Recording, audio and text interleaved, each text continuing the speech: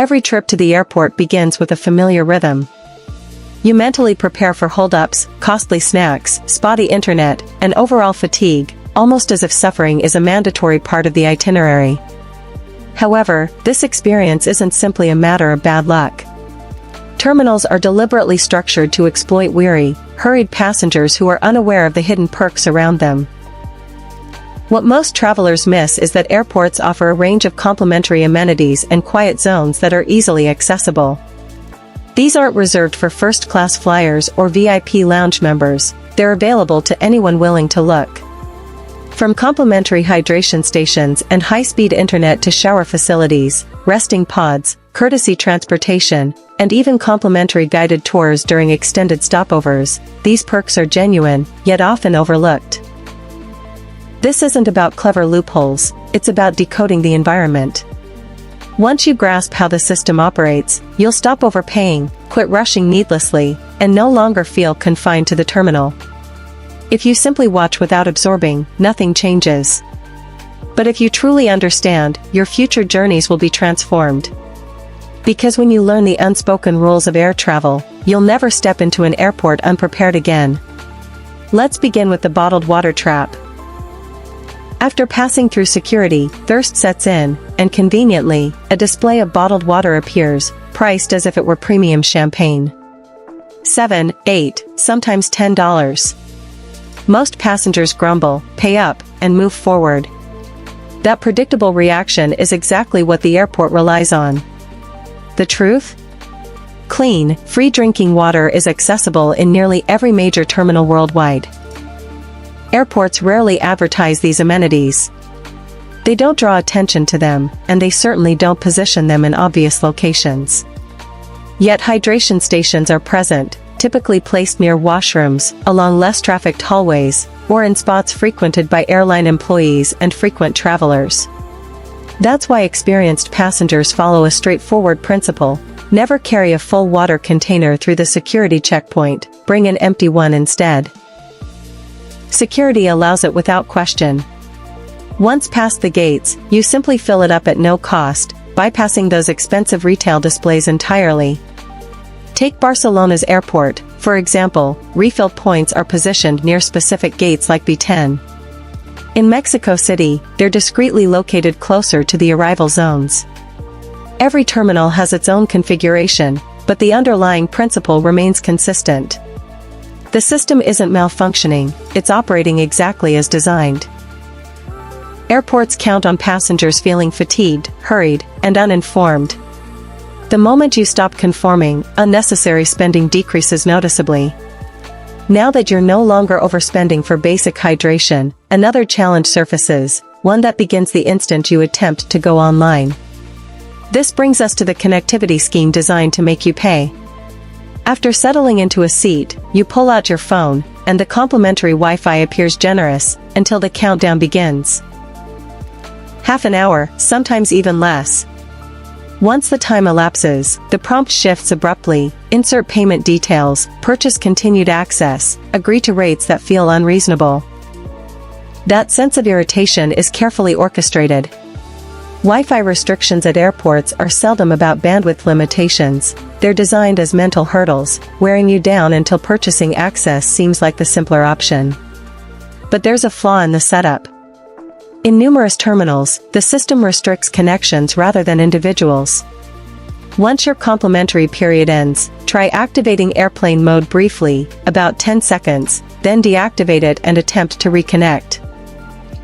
Frequently, the network will recognize you as a first-time visitor, resetting your session without charge, a loop you can repeat. Additionally, several airlines provide exclusive internet access for their travelers, particularly those operating full-service flights. These credentials aren't publicly displayed, you have to inquire politely at the service desk or boarding area. Most passengers never ask. Another tip: near airline lounges or premium boarding zones, robust Wi-Fi signals often reach adjacent public seating.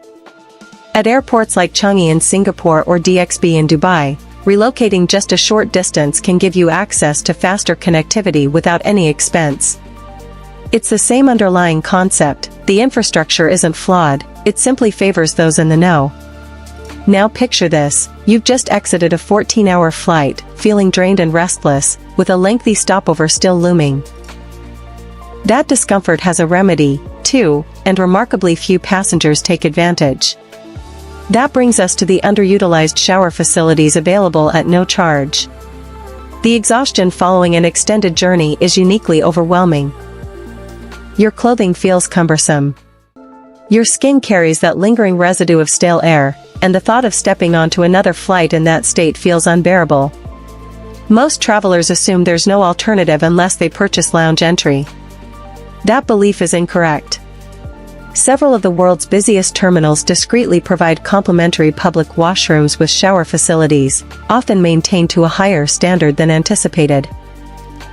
Airports like Singapore Changi, Dubai International, and Tokyo Narita feature fully equipped shower rooms open to all passengers. Towels, soap, hairdryers, everything necessary is supplied. No lounge membership, no fee. The only requirement is knowing their location. These facilities are typically not prominently marked. They're positioned near transit zones or on less frequented levels. Inquire at a help desk or scan for discreet signage indicating shower amenities. Airports hesitate to advertise them because passenger comfort doesn't directly contribute to profits. In cases where free showers aren't available, another option exists. Countless travelers unknowingly have lounge privileges through their credit cards or due to schedule changes. Even without standard access, flight delays or cancellations can provide justification. A courteous request at the service desk can yield results more frequently than expected. Once more, the recurring theme emerges. Airports depend on travelers feeling exhausted, uncomfortable, and unaware. The instant you break that pattern, the entire dynamic shifts. Speaking of fatigue, there's another scenario airports deliberately manipulate. It starts the moment you step off the plane and head toward baggage claim. After a long flight, your legs feel heavy, your mind is foggy, and all you want is to collect your bags and get out. That's when you spot the luggage carts, and the fee attached to them. $5. Sometimes more. At certain European airports, the charge can climb to $10 or beyond. Most passengers pay without a second thought, assuming the cost is standard everywhere. But it's not. In numerous international airports, luggage carts are provided entirely free of charge. Terminals like Dubai International, Seoul Incheon, and Singapore Changi understand a basic truth: after hours of travel, charging passengers for the ability to move their own baggage only adds unnecessary frustration. So they don't. Carts are readily available in the baggage claim area. No coin slots. No card readers. No hidden fees. Even in airports where carts usually require payment, there are often overlooked alternatives. Free carts can sometimes be found near service hallways, staff-only corridors, or lesser-used baggage carousels. At several U.S. airports, walking just a bit further can save you the charge altogether. In some cases, information desks will release a complimentary cart if you ask politely, especially if you present your boarding pass. Once again, the principle holds. Airports are designed to benefit when passengers move quickly, pay without pause, and refrain from questioning what's presented to them. When you pause and truly observe your environment, the unnecessary charges often vanish. Once you're no longer paying just to move your luggage, something far more valuable emerges: the opportunity to transform a long layover into an experience that doesn't feel like waiting at all. That brings us to the complimentary city tours hidden within extended stopovers. Many travelers view a 6-, 8-, or even 10-hour layover as wasted time. They stay inside the terminal, scroll through their phones, and simply wait. Airports rely on that boredom, because passengers with nothing to do tend to spend more money inside. But here's what they rarely disclose. A number of major international airports offer free guided city tours specifically for transit passengers. Airports such as Istanbul, Hamad International in Doha, Seoul Incheon, and Singapore Changi quietly run programs that take you outside the terminal and into the heart of the city, with transportation included. You get to see landmarks, sample local cuisine, and explore a new destination, all at no cost. All that's required is your boarding pass and passport. The key is timing.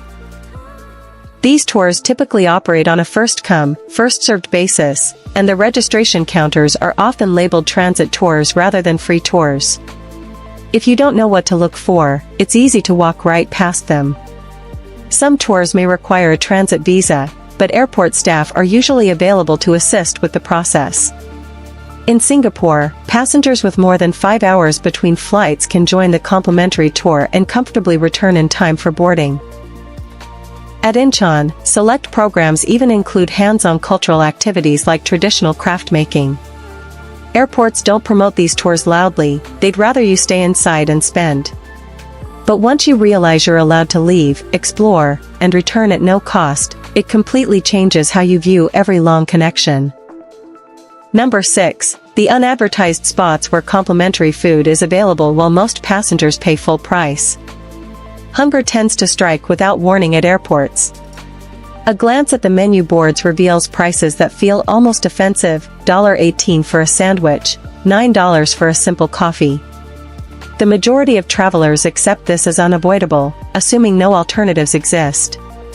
But alternatives do exist, they just require a bit of confidence and patience. Duty-free shops are the first overlooked opportunity. Counter-selling chocolates, cheeses, spirits, and specialty foods often offer samples, especially in international terminals. At airports like Zurich or Dubai, these tastings can be substantial enough to resemble a light meal if you take your time moving through. The approach is simple: slow your pace, make eye contact with the staff, and ask politely. Most people rush past without a second thought. Vendors notice those who don't. Then there are the restaurant bars. During slower periods, particularly in the late afternoon, certain upscale airport restaurants will offer complimentary small plates to guests seated at the bar. It's not advertised and never guaranteed, but it occurs more frequently than most travelers assume. Lounge areas also exist in a kind of gray zone.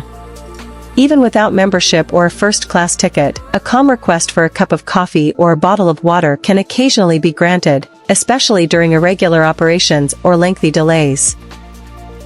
On top of that, airports sometimes host brand activations that include free food sampling. These pop-up events appear briefly on digital information screens and then vanish just as quickly. Once again, the theme holds: the most expensive food is what's printed on the menu. Number 7. The peaceful rest areas airports deliberately keep off the radar. After hours of walking, waiting, and enduring constant announcements, fatigue inevitably sets in. You scan the terminal and notice the same issue everywhere: overcrowded seating, rigid benches, and an unrelenting buzz of noise. Most travelers assume rest is out of reach unless they're willing to pay for lounge access. That assumption is precisely why these alternative spaces remain underused. Nearly every major airport contains quiet zones hidden in plain sight. Prayer and meditation rooms are the first place to check. These spaces are open to individuals of all backgrounds, regardless of faith. Outside of peak usage times, they tend to be silent, serene, and often furnished with comfortable seating. Frankfurt Airport, for example, provides mats for added comfort. No one checks credentials, and no one hurries you out. Libraries offer another often overlooked refuge. Terminals like Amsterdam Schiphol feature reading lounges with sofas and minimal foot traffic, creating a calm atmosphere perfect for unwinding. Then there are connector corridors, the walkways linking different terminals. These passages are designed for movement rather than lingering, meaning benches are frequently empty and ambient noise is significantly lower. Savvy travelers also plan ahead using resources like Sleeping in Airports, a website that documents rest zones, quiet corners, and unexpected amenities in terminals worldwide. A small investment of time researching before you travel can spare you hours of discomfort later. Because rest inside airports isn't scarce, it's simply never advertised. And for travelers seeking more than just a quiet seat, There's another tier of comfort that feels almost futuristic, yet most people walk right past it without a second glance.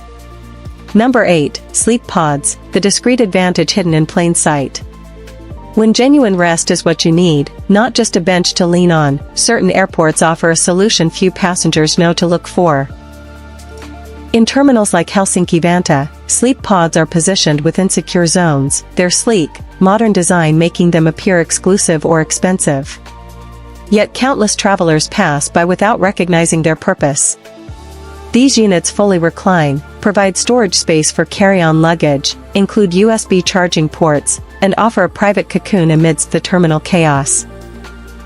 While they aren't free, when exhaustion reaches its peak, they can determine whether you arrive at your destination drained or fully functional. Power access is another quiet struggle airports never resolve on your behalf.